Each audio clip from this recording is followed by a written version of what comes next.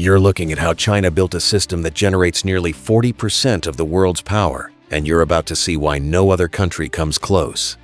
Right now, this single system produces more electricity than the United States, the European Union, and India combined. You heard that right. Every second, cities, factories, and data centers pull energy at a scale that should break any grid.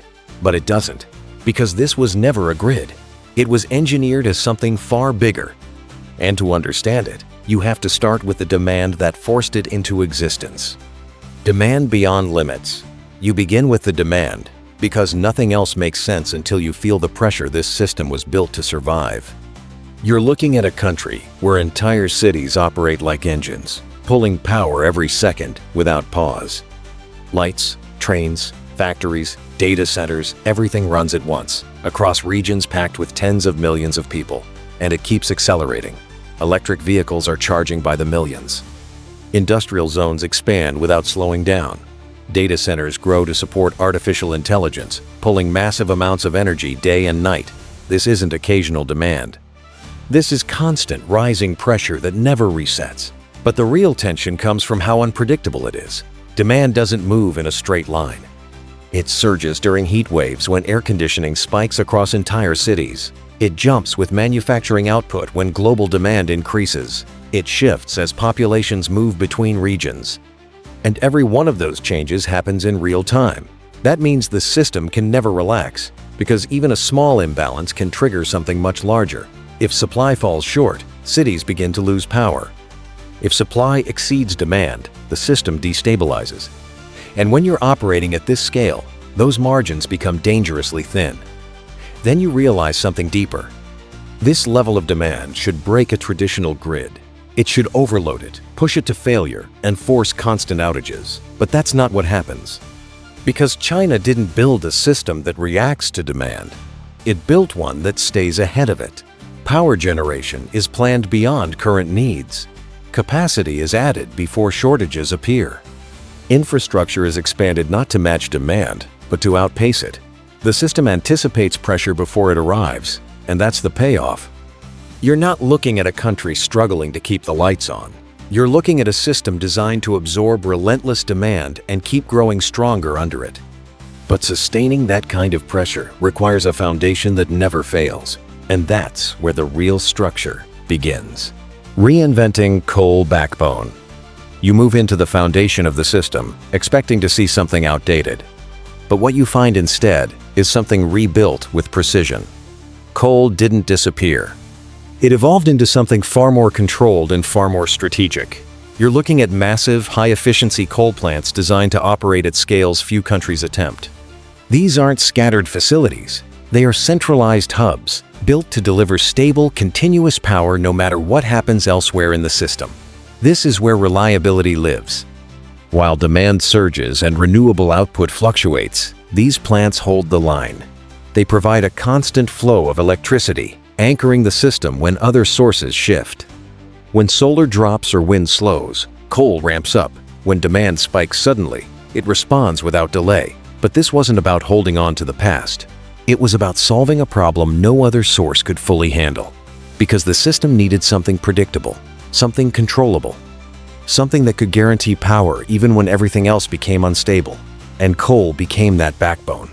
Modern plants operate with higher efficiency, lower emissions per unit, and advanced control systems that allow them to adjust output with precision. You're not looking at the coal of decades ago. You're looking at a redesigned version built to support a much larger machine. But the tension builds again, because even a reinforced backbone has limits. Coal can stabilize the system, but it cannot carry the full weight of future demand. It cannot scale endlessly without consequences. And as consumption continues to rise, relying on a single source becomes a risk. So the system expands beyond it. Coal becomes one layer, not the entire solution. It supports the grid, but it doesn't define it. And that shift changes everything. Because now, the system begins to stack sources, each one solving a different problem, each one strengthening the whole. And the next layer doesn't sit quietly in the background. It reshapes entire landscapes, harnessing rivers at scale. You step into hydropower, and the scale shifts again in a way that's hard to ignore. This isn't about a single dam or a single project. It's about turning entire river systems into controlled energy networks. Massive structures hold back water across miles, storing energy in a form that can be released at any moment. When demand rises, water flows through turbines, generating electricity instantly. When demand drops, that energy is held back, waiting for the next surge. This is where the system starts to stretch across time, because water doesn't disappear when it's stored. It becomes potential. It becomes something the system can rely on, hours, days, or even seasons later. You're looking at energy that can be shifted, delayed, and deployed exactly when it's needed. But the impact goes even further. These projects reshape geography itself. Entire regions are engineered around generation, storage, and flow control. Rivers are no longer only natural systems. They become part of a larger machine designed to stabilize the grid, and that creates the payoff. Hydropower doesn't chase demand, it prepares for it. It absorbs excess energy and releases it when pressure builds. It acts as both generation and storage, something few other sources can achieve at this scale. But the tension never fully disappears. Because hydropower depends on conditions it cannot fully control, rainfall changes, river flows shift. Droughts can reduce output at the worst possible time. And when your system operates at this level, even small changes can ripple across the entire network. So once again, the solution expands. Hydropower becomes one part of a layered system. It adds stability, but it cannot stand alone. It needs something that runs continuously, unaffected by weather, capable of delivering constant power no matter the conditions. And that's where the system turns to something built for consistency. Because the next layer doesn't rely on nature, it relies on engineering at its highest level. Nuclear at full speed. You step into nuclear, and everything immediately feels different. This part of the system doesn't rise and fall with the weather. It doesn't depend on rivers, or sunlight, or wind. It runs constantly, feeding the grid with a steady flow of power that never stops. And at this scale, that kind of consistency changes everything. You're looking at a build-out that moves with speed and precision. Reactors are constructed using standardized designs, which means once the process is refined, it repeats faster each time. What used to take decades now compresses into years. Sites are prepared in advance. Components are manufactured in parallel.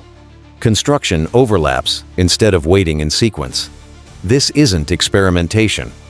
This is industrialization. And that's where the tension begins to rise. Because nuclear power has always been limited by time, cost, and complexity. Most countries slow down under that weight. Projects get delayed. Budgets expand. Public confidence shifts. But here, the approach is different. The system removes friction by repeating what works and scaling it.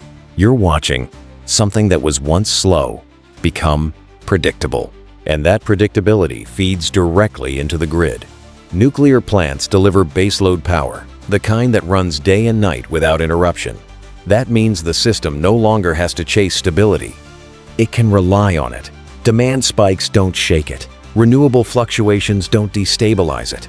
There is always a constant layer holding everything together. But even that isn't the full story. Because this expansion doesn't stop at traditional reactors, China is moving into next-generation designs, smaller modular reactors that can be deployed more flexibly.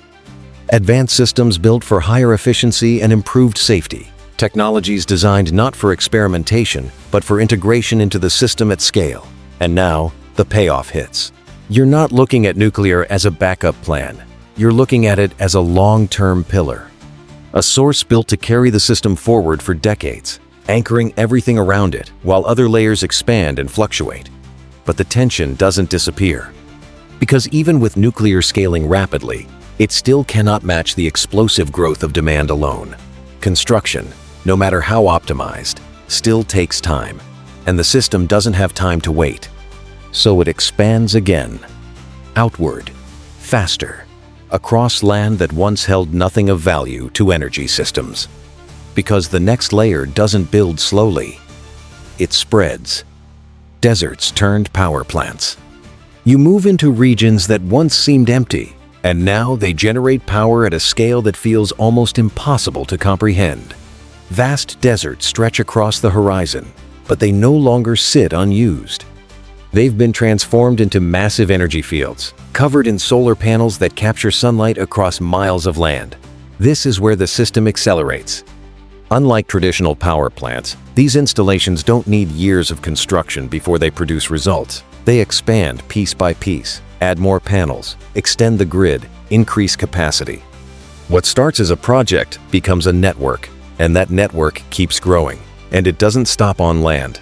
Offshore wind farms rise along the coastline, reaching into open water where wind moves stronger and more consistently. Turbines turn day and night, feeding energy into the same system that connects deserts, rivers, and cities. But this is where the tension builds sharply, because renewable energy doesn't follow commands. The sun sets, clouds form, wind slows, output rises and falls without warning. And when your system operates at this scale, those fluctuations aren't small, they are massive swings that can destabilize everything. If left unmanaged, this layer would break the system. And yet, it doesn't, because these renewable bases were never designed to operate alone. They are built as part of a larger structure, connected to transmission networks that move power instantly, supported by storage systems that absorb excess energy, and balanced by stable sources that fill in the gaps. This is controlled expansion. You're not looking at scattered solar farms or isolated wind projects. You're looking at concentrated generation zones, designed to produce enormous amounts of power and feed it directly into a system built to handle it. And that's the payoff. Renewables don't weaken the system. They amplify it. They add scale. They add speed. They push total capacity higher than anything traditional sources could achieve alone. But they also introduce something new, a level of variability that forces the system to evolve even further. Because generating power at this scale is one challenge. But moving it, balancing it, and controlling it across an entire country, that's where the real breakthrough begins. Power across distance. You move into the part of the system most people never think about, and this is where everything begins to click. Generating power at scale is one challenge, but getting that power to where it's needed across a country this large is something entirely different. China solved this with ultra-high voltage transmission lines that stretch across thousands of miles, connecting remote generation zones to dense urban centers. Energy produced in western deserts, mountain rivers, and offshore wind bases doesn't stay there. It moves fast, controlled, and almost instantly to cities that depend on it. At this level, distance should be a barrier. In traditional systems, the farther electricity travels, the more energy is lost along the way. That loss builds over distance, limiting how far power can realistically move. But these lines operate at voltages so high that losses are reduced dramatically, allowing electricity to travel across regions with efficiency that older grids could never achieve. You're looking at power generated thousands of miles away, reaching megacities without delay. Entire industrial zones run on energy produced in places most people will never see. Geography stops being a limitation. It becomes a tool. But that's where the tension begins to rise. Because once everything is connected, everything becomes dependent. A disruption in one region doesn't stay isolated. It can ripple across the network. A sudden drop in supply or a spike in demand can spread through transmission lines, affecting multiple regions at once. The system becomes stronger, but also more exposed. And when you're operating at this scale, even small imbalances can escalate quickly. So control becomes the core of everything. These transmission networks aren't passive lines carrying electricity. They are actively managed systems. Power flows are constantly monitored. Loads are shifted in real time. If one region begins to strain, energy is rerouted instantly to stabilize it. The system responds before instability has time to spread, and then the payoff hits. You're no longer looking at separate grids feeding separate cities.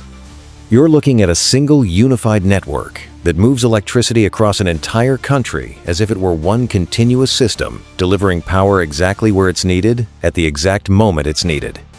But even that level of control doesn't solve the biggest challenge, because moving power efficiently is only half the battle, keeping the entire system stable. When everything inside it refuses to stay still, is where things get even more intense, balancing constant chaos. You step deeper into the system, and this is where the real pressure lives. Every second, supply and demand are shifting in ways that are impossible to predict perfectly. Solar output rises and falls with sunlight. Wind changes direction and speed without warning. Industrial demand spikes suddenly. Cities pull more energy during heat waves. And all of it happens at the same time. This is controlled chaos.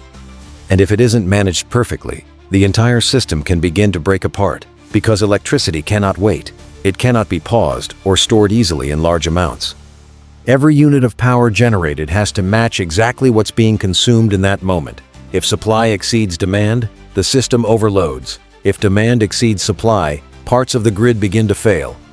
And at this scale, even a small mismatch becomes a massive problem. So China built layers of control designed to absorb that chaos.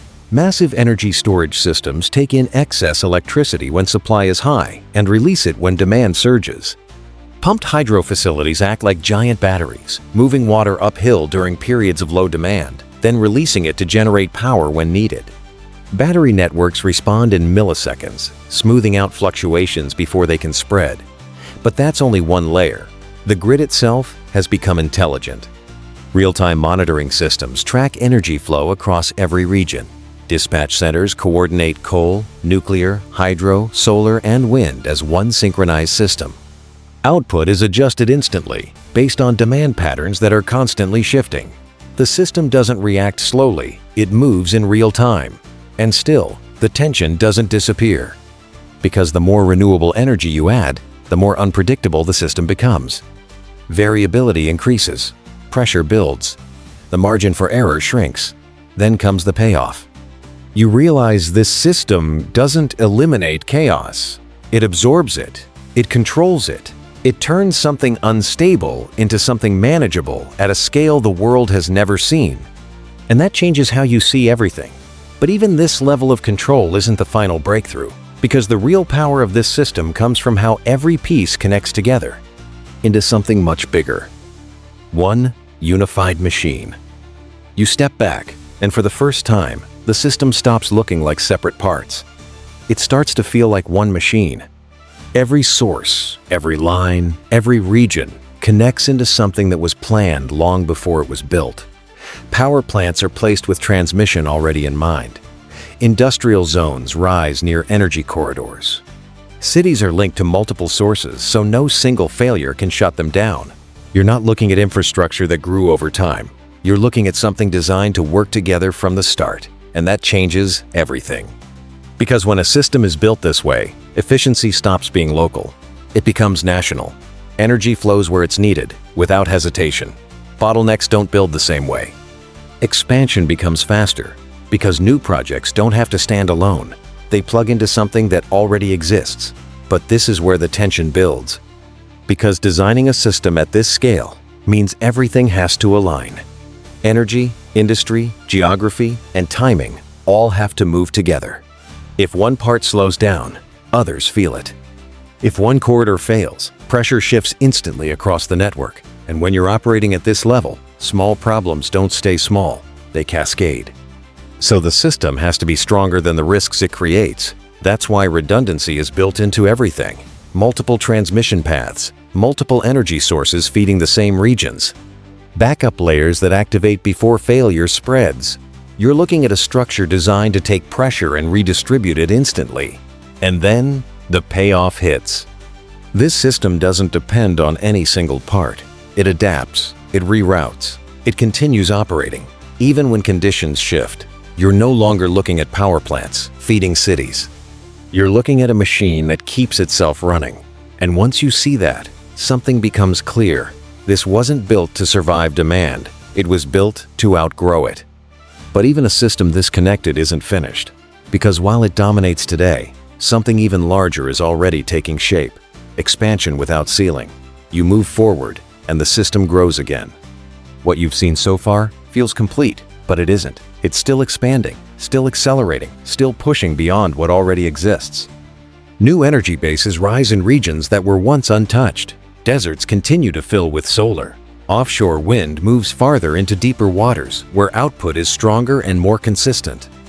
And it doesn't slow down. Because this expansion isn't reactive, it's planned ahead of demand. Capacity is added before it's needed. Transmission lines are built before generation peaks. Entire regions are prepared to become future energy hubs. You're looking at a system that doesn't wait for pressure, it builds ahead of it. But the tension rises again. Because as the system grows, complexity increases. More connections, more variables, more points where things can go wrong. The network becomes harder to manage, harder to stabilize, and more sensitive to sudden changes. Every new layer adds both strength and risk. And at this scale, risk multiplies fast. But then something unexpected happens. The system doesn't slow down under that weight. It accelerates. Because every new addition doesn't only add capacity, it adds flexibility. More sources mean more options. More connections mean more ways to balance load. More infrastructure means fewer points of failure. Complexity becomes an advantage, and that's the payoff. You're not watching a system reach its limit. You're watching one that keeps pushing it further away. And now, you start to see the real shift. This isn't about keeping up with demand anymore. It's about staying ahead of the future itself. Because once a system reaches this level, it stops being infrastructure. It becomes power in a completely different sense. Power becomes control.